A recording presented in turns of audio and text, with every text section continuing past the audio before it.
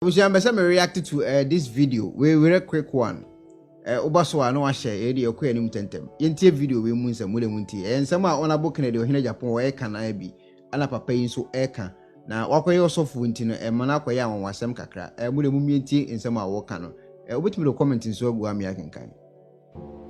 We are our own enemies. We are the deadly virus infecting one another. I read an article that talks about a man said, I got the opportunity to meet 6 rich Ghanaian men, and I asked them this question: why are they not building factories for the youth of this country to get a job to do? These 6 rich businessmen burst into laughter as if I have said something funny. Then one said, the people shouting, no food, no jobs are all thieves. The writer said, I said, really? I was shocked. And the man then went on. He said, I run a manufacturing business and trading business. He said, the biggest challenge in my manufacturing business is not electricity. It is not infrastructure.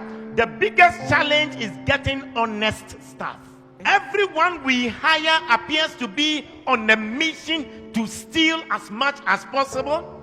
They will inflate invoices, recording less than the actual number of units produced. The worst part of it all is that all the fraud we have uncovered is not done by a single person. It is usually many staff who collude with each other, from the production line to sales to finance and even to top management. The businessman said, there was a year I overhauled management 3 times.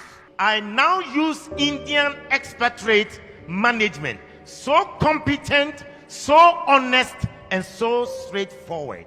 I thought they were expensive at first, with all the visa fees, accommodation, house staff.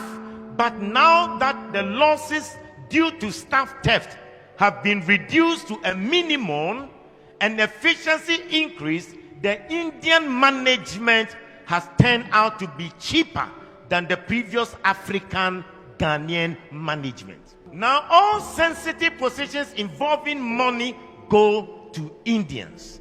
Africans are only allowed in non-sensitive positions.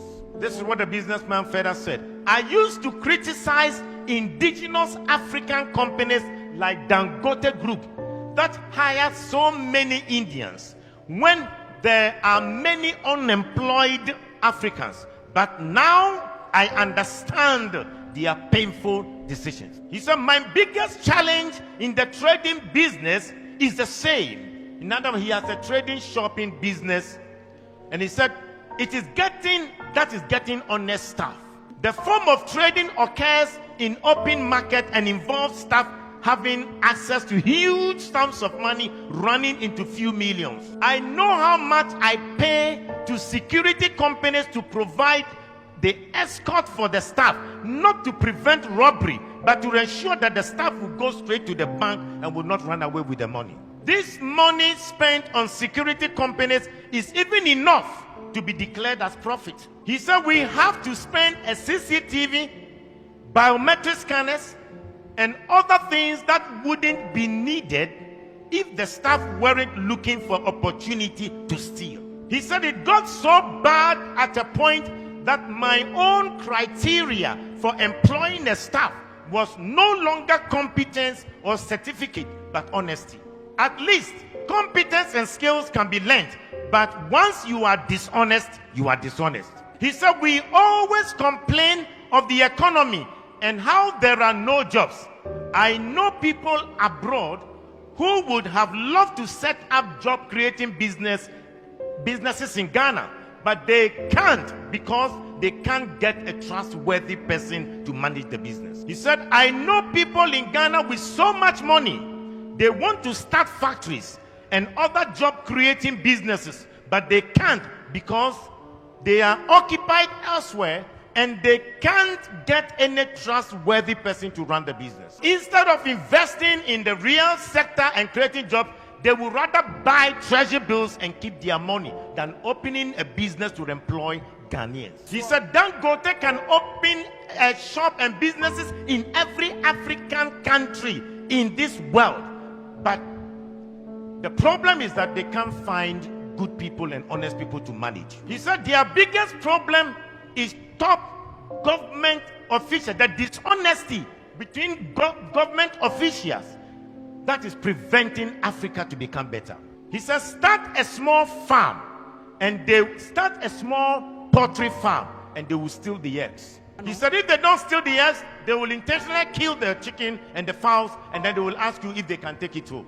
Start an entertainment center or a game center, and then the money will go into the pockets of the workers. He said the day the sales will go very high, that is when the business owner is there himself. He said they forget that they are eating your money, but they are also eating their future. Buy a car and let somebody run it as a taxi, and then they will finish you.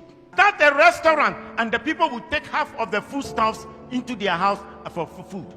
He said even the small business shop, the small kiosk in town would find, people will still find a way to steal from the shop owners. The worst thing that happens is that they will make this code that that every person eats from where he works. They will justify the stealing. He said, I usually say the reason most Ghanaians haven't stolen billions of money is that they haven't gotten the opportunity. How can a businessman say that he managed his company and the Ghanaians he employed were running down the company, and they would rather prefer Indians to manage, be top managers? And these Indians are managers that they are honest, they are straightforward.